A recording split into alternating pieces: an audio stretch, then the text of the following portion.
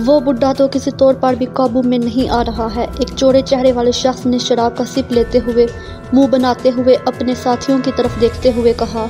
इसका अंदाज तमस्खराना था। बिल्कुल, मुझे भी यही लगता है, क्योंकि फ़िलहाल तो इस बुड्ढे पर कोई सख्ती वाला मामला नहीं किया जा रहा है, लेकिन लगता है कि अब जल्द ही इस पर 3rd डिग्री का इस्तेमाल करना ही पड़ेगा। एक और शख्स ने इसकी तरफ देखते हुए जवाब दिया। इन दोनों की बातें दीगर लोग बड़ी दिलचस्पी से सुन रहे थे और ज़ेरे लब मुस्कुरा भी रहे थे, क्योंकि वो जानते थे कोई भी सख्त से सख्त और मजबूत से मजबूत शख्स इनकी 3rd डिग्री के सामने ज़्यादा देर खामोश नहीं रह पाता। तो इस बुड्ढे की क्या औकात के इनके सामने अपनी ज़ुबान ना खोले।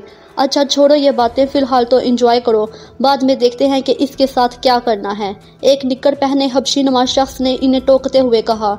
इसकी तरफ देखकर यूं लगता था जैसे किसी रीछ ने निक्कर पहन रखी हो। इसकी बात सुनकर सब ने इस बात में सर हिलाए और 3 अफराद उठकर नीचे लॉन्च में बने केबिन की तरफ बढ़ते चले गए और बाकी वहीं बैठे खुशगपियों में मसरूफ़ हो गए। घर क्या था, जैसे करबला का मैदान बना हुआ था। जाहिर है शहर के एक मशहूर और बड़ी फर्म के मालिक को अगवा कर लिया गया था और पुलिस की लाख कोशिशों के बावजूद इनका अभी तक कोई सुराग तक नहीं मिला था। शहर भर में पुलिस के जवान शिकारी कुत्तों को लिए पागलों की तरह घूम रहे थे। उन्होंने शहर के बाजारों के अलावा गली मोहल्लों में भी तलाश जारी रखी, लेकिन अभी तक इन्हें 10% भी कामयाबी नसीब न हो पाई थी। चूँकि मामला काफ़ी सीरियस था, इसलिए मकामी चैनल ने अलग ववेला मचाया हुआ था। इसके अलावा भांत भांत के लोग मुख्तलिफ टोलियों में खड़े मकामी पुलिस की खूब खबरगिरी करते दिखाई दे रहे थे। एक नज़र में तो यूँ लग रहा था जैसे शहर के सब लोग अपना काम धंधा छोड़कर इसी मौजू को लिए बैठे हैं। घर इस वक्त तमाम रिश्तेदारों और दोस्त अहबाब से लबालब भरा हुआ था और मकामी पुलिस के कुछ जवान भी घर के बाहर हर आने जाने वाले की चेकिंग कर रहे थे। ऐसी हालत में हर किसी पर शक होता था कि कहीं वो तो ऐसी किसी कार्रवाई में मुलव्वस नहीं है। सर, मैंने तो आपके कहने पर शहर भर के तमाम अस्पतालों के मुर्दाखाने भी चेक कर लिए हैं, लेकिन इस नाम का कोई भी शख्स किसी हादसा वगैरह में वहां नहीं लाया गया था। मुबशर रहमान के बेटे लकमान ने रो देने वाले लहजे में DSP की तरफ देखते हुए कहा। इसकी आंखें रो रो कर सूज चुकी थी। यूं लग रहा था जैसे वो सारा दिन रोता ही रहा हो। अच्छा किया कि कम से कम हमें इस तरफ से तो तसल्ली रहेगी, वरना हमारा ध्यान दोनों तरफ बटा रहता। इसलिए मैंने तुम्हें ये मशवरा दिया था। DSP चूँकि इनके घर आता जाता रहता था, इसलिए वो इसे अपने बच्चों की तरह ही समझता था। वैसे भी इसे भी बहुत दुख था, क्योंकि मुबशर रहमान की फैमिली के साथ इनका देरीना तल्लक था। परेशान होने की ज़रूरत नहीं है, हम पूरी कोशिश कर रहे हैं। इंशाल्लाह बहुत जल्द हम मुबशर साहब को ढूंढ निकालेंगे। ये कहकर DSP ने उठते हुए इजाज़त ली और अल्लाह हाफिज़ कहते हुए बाहर निकल गया। अंडे की शक्ल में तामीर की गई एक छोटी सी इमारत, जिसका रंग भी अंडे की तरह ही किया गया था, बहुत खूबसूरत लग रही थी। मुबशर रहमान के इस खसूसी दफ्तर में इस वक्त इनका बेटा लुकमान और 4 उदेर उम्र अफराद एक गोल मेज़ के गिर्द सर जोड़े बैठे थे। लुकमान ने इन्हें हंगामी तौर पर इस मीटिंग के लिए बुलाया था। दरअसल ये चारों मुबशर रहमान की फर्म में आला ओहदों पर फाइज थे और मुबशर रहमान इन पर अद्दा एतमाद करता था। अक्सर मौक़ों पर इसने खुद इन चारों की ईमानदारी को खुद परखा था और इसमें ये चारों ही साबित कदम रहे थे। इसलिए मुबशर रहमान अक्सर इन्हें अपनी ज़ाती मसाइल पर मशवरे करने के लिए भी बुलाता रहता था और कई बार खुद लुकमान भी इन मीटिंग्स में शरीक रह चुका था। इसलिए इसे भी इस वक्त इन चारों की अशद ज़रूरत महसूस होने लगी थी, जिसके नतीजे में वो इस वक्त इस खास दफ्तर के मीटिंग रूम में बैठे इसी मामले पर डिस्कस कर रहे थे। इन सब के चेहरों पर परेशानी की लहर साफ दिखाई दे रही थी। मैं माफ़ी चाहता हूं कि आप सबको फ़ौरन मीटिंग के लिए बुलाना पड़ा।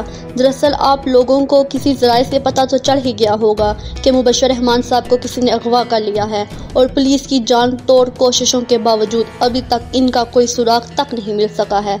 मैं चाहता हूं कि हमें अपनी तरफ से भी भाग दौड़ करना चाहिए और अपने ज़राए इस्तेमाल करने चाहिए। सिर्फ पुलिस के भरोसे पर ही नहीं बैठना चाहिए। लुकमान ने इनकी तरफ देखते हुए कहा। जी बिल्कुल बेटा, हमें मालूम हो चुका है कि वो कल से घर नहीं पहुँचे। हमने घर जाने की कोशिश की, लेकिन हमें घर के बाहर से ही तफसील बताकर पुलिस के अहलकारों ने वापस कर दिया था। दरअसल वो घर के किसी फर्द भी गैर मुतल्लका शख्स को मिलने नहीं दे रहे थे। इनके मुताबिक जब तक तफ्तीश चल रही है, घर का कोई भी फर्द ना तो घर से बाहर रहेगा और ना ही बाहर से कोई घर के अंदर दाखिल होगा। इसलिए उन्होंने हमें भी घर के बाहर से ही वापस कर दिया था। एक किशमिशी रंग के सफारी सूट में मलबूस शख्स ने उनकी तरफ देखते हुए कहा। तफसील बताते हुए इसका चेहरा यूं हो गया था जैसे इसे मुबश्शिर रहमान की गुमशुदगी का बेहद अफसोस हुआ है। जाहिर है जब वो इन सब का अपनी फैमिली की तरह ख्याल रखते थे तो अब इनके दुख दर्द में ये भी किसी से पीछे रहने वाले नहीं थे। जी ठीक कहा आपने, दरअसल ये भी डीएसपी साहब के हुक्म पर ही किया जा रहा है कि किसी को घर के अंदर दाखिल होने पर मना है। मैं चाहता हूँ कि आप मुझे मशवरा दें कि अब हमें अपने तौर पर इनकी तलाश कैसे करना चाहिए। लुकमान ने इनकी तरफ देखते हुए पूछा। बेटा लुकमान, हमारा तो यही मशवरा है कि हमें किसी प्राइवेट जासूस की खिदमत लेना चाहिए।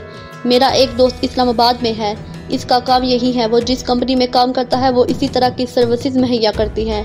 इन लोगों के पास ज़्यादातर ऐसी ख़वातीन के टास्क होते हैं जिनमें वो ख़वातीन अपने शोहरों की खुफिया निगरानी करवाती हैं ताकि ये देखा जा सके कि इनके शोहरों का किसी और ख़वातीन के साथ कोई चक्कर तो नहीं चल रहा है। देखने को तो ये बहुत अजीब सी बात लगती है। वैसे भी इस तरह की कंपनियां तो गैर मुमालिक में ही सुनी है, लेकिन हमारे मुल्क में किसी ऐसा तसव्वुर तो नहीं किया था कि इस तरह की कंपनी हमारे मुल्क में भी मौजूद हो सकती है। दूसरे उदेर उमर शख्स ने लुकमा देते हुए कहा। जी बिल्कुल, वाकई हमारे मुल्क में तो मैंने भी कभी नहीं सुना कि हमारी ख़वातीन इस हद तक भी जा सकती हैं कि किसी कंपनी को ये टास्क सौंपा जाए कि वो इन्हें इनके शोहरों की खुफिया निगरानी की रिपोर्ट ला कर दें कि वो घर से बाहर किन सरगर्मियों में मुलव्वस रहते हैं। लुकमान ने इस्बात में सर हिलाते हुए इनकी बात की तईद करते हुए लुकमा दिया। ठीक है, फिर मैं आज ही अपने दोस्त से रब्ता करता हूँ और इसे कहता हूँ कि वो फ़ौरन कराची चला आए। मुझे 100% यकीन है कि वो मेरा फ़ोन सुनते ही पहली फ़्लाइट से कराची में होगा। पहले वाले शख्स ने लुकमान की तरफ देखते हुए ख़त्मा लहजे में कहा। फिर कुछ देर इधर उधर की बातें करने के बाद मीटिंग ख़त्म हो गई और वो सब बारी बारी उठकर मीटिंग रूम से बाहर निकल गए। एक चौकोर कमरे के दरमियान एक मजबूत सतून के साथ मुबश्शिर रहमान रस्सियों से बंधा खड़ा था। इनके मुंह से खून की पतली सी धार बहकर इनकी थोड़ी तक जा पहुंची थी।